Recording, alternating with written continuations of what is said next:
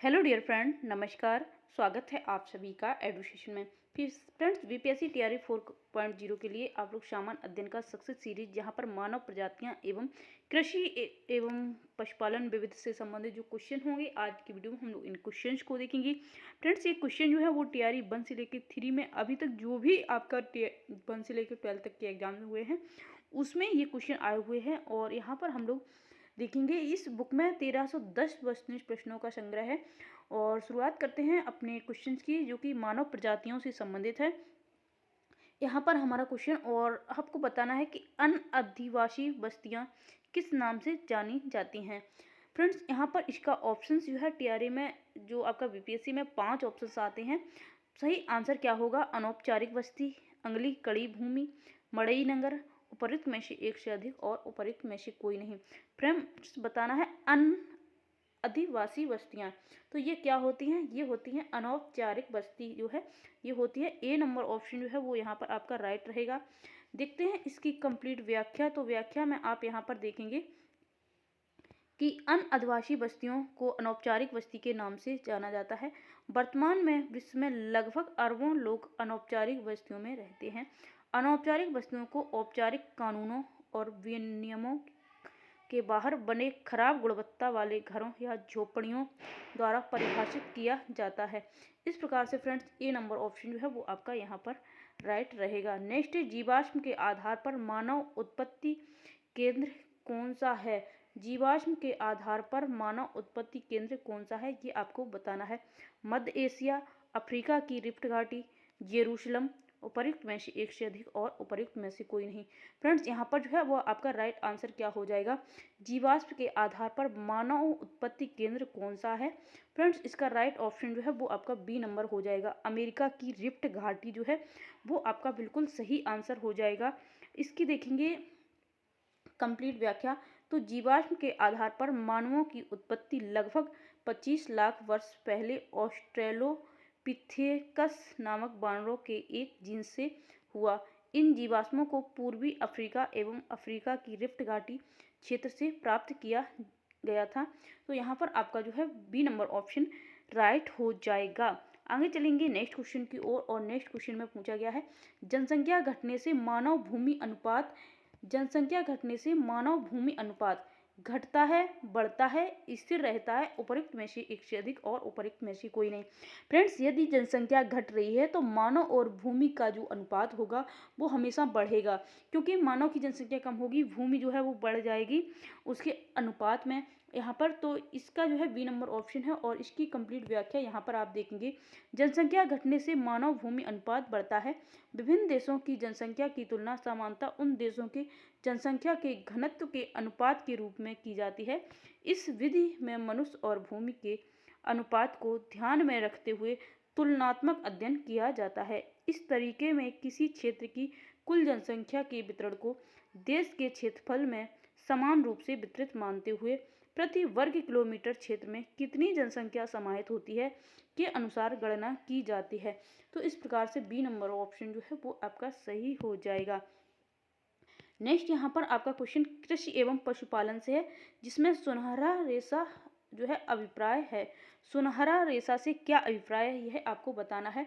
चाय, कपास, पटसन, उपर्युक्त में से एक से अधिक और उपर्युक्त में से कोई नहीं। सुनहरा रेशा से अभिप्राय क्या है? तो पटसन से होगा। यहाँ पर सी नंबर ऑप्शन जो है वो आपका राइट हो जाएगा। यहाँ पर देखिए इसकी कंप्लीट व्याख्या। तो सुनहरा रेशा यानी कि गोल्डन फाइबर का अभिप्राय जो है वो पटसन यानी कि जूट से है। सबसे सस्ता प्राकृतिक रेशा होने के कारण जूट को सुनहरे रेशों से अभिहित किया जाता है। पश्चिम बंगाल भारत का सबसे बड़ा जूट उत्पादक राज्य है। तो इस प्रकार से आपको ये भी याद रखना है कि पश्चिम बंगाल भारत का सबसे बड़ा जूट उत्पादक राज्य है, और सुनहरा रेशा जो है वो जूट पटसन को कहा जाता है। इस प्रकार से आपको ये जो है वो कंप्लीट याद रखना है। नेक्स्ट हमारा क्वेश्चन जहाँ पर पूछा गया है, बलूचिस्तान में चलवासी का तंबू कहलाता है। बलूचिस्तान में चलवासी का जो तंबू है वो क्या कहलाता है? कि जिसी, क्लांग, क्लूफ, उपर्युक्त में से एक से अधिक और उपर्युक्त में से कोई नहीं।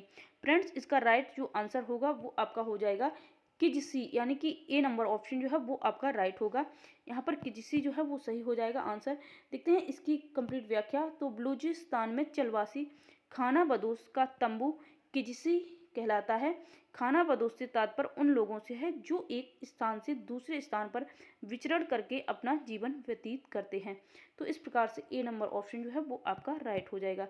नेक्स्ट है स्थानांतरणशील कृषि के स्थानीय नाम और संबंधित देश का सही युग्म जो है, देश का सही युग्म क्या है।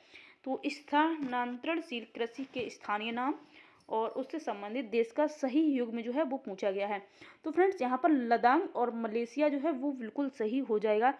इसकी हम लोग कंप्लीट व्याख्या यहाँ पर देखेंगे। तो यहाँ पर आप देखिए, स्थानांतरणशील कृषि अथवा झूमिंग कृषि को मलेशिया और जावा में लद्दाख के नाम से जाना जाता है। कहाँ पर? मलेशिया में, और जावा में किस नाम से जाना जाता है?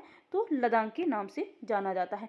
इसे श्रीलंका में चेत्रा, मैक्सिको में मिल्पा या कोनूल कोमले, थाईलैंड में तमसाई, म्यांमार में तुंगिया, कांगो में मसोनी आदि नामों से जाना जाता है।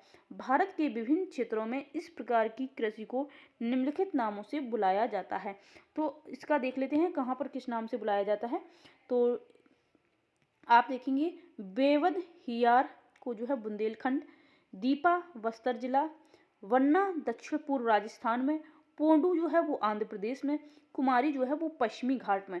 तो आपको ये वाले भी याद कर लेने हैं ताकि आपको एग्जाम में, नेक्स्ट एग्जाम में इसका जो है वो बेनिफिट मिल सके।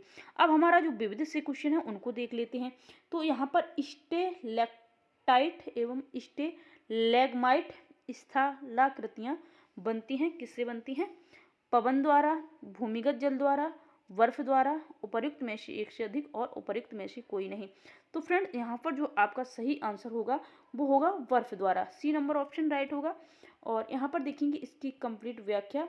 तो कंदराओं में चूने युक्त जल के टपकने से कंदरा छत के सहारे चूने के जमाव से उल्टे स्तंभ रूपी संरचना का निर्माण होता है, तो उसे स्टेलेक्ट्राइट कहते हैं। स्टेलेग्माइट कंदराओं की छत से फर्श पर टपकने वाले चूना मिश्रित जल से निर्मित स्तंभ रूपी संरचना स्टेलेग्माइट कहलाती हैं। तो ये जो है इसका सी नंबर ऑप्शन जो है वो आपका राइट हो जाएगा। नेक्स्ट हम लोग क्वेश्चन देखेंगे। नेक्स्ट जो है यहाँ पर ये इसके बारे में और दिया है। जब कभी स्टेलेक्ट्राइट व स्टेलेग्माइट आपस में मिल जाती हैं तो उस संरचना को जो है कंदरा स्तंभ कहते हैं। रोहतास पठार, कुटुम सर गुफा, चित्रकूट आदि में ये कंदराएं पाई जाती हैं। आगे नेक्स्ट क्वेश्चन देखेंगे जहाँ पर दो सूची दी गई हैं, सूची फर्स्ट और सूची सेकंड। जो है सूची फर्स्ट में आपको खोजकर्ता दिए हैं, सूची सेकंड में इनका जन्म स्थान दिया गया है। तो यहाँ पर आप देखिए, क्रिस्टोफर कोलंबस जो है, और यहाँ दिया है पुर्तगाल, Jacques Cartier United Kingdom, sir Francis Drake Italy, और फर्डिनैंड मैगलन जो है फ्रांस। तो यहाँ पर जो है इसके खोजकर्ता और जन्म स्थान के बारे में, तो यहाँ पर फ्रेंड्स इसके जो है ऑप्शंस दिए हैं, इस प्रकार से कूट दिए हैं, लेकिन यहाँ पर सही वाला आंसर जो है वो आपका ए नंबर ऑप्शन है।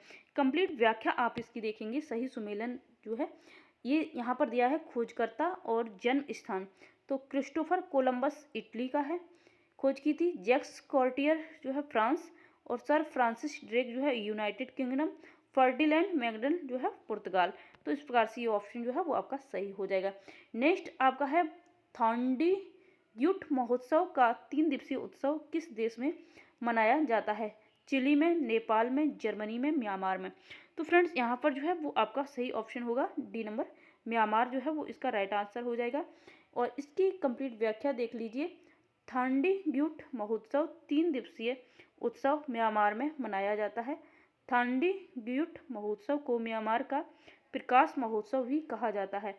म्यांमार में लोग हर साल पूर्णिमा के दिन यह त्यौहार मनाते हैं। तो यहाँ डी नंबर ऑप्शन जो है वो आपका राइट हो जाएगा। नेक्स्ट है, लगातार नई परत जोड़ने वाली प्रक्रिया निम्नलिखित में से कौन सी है?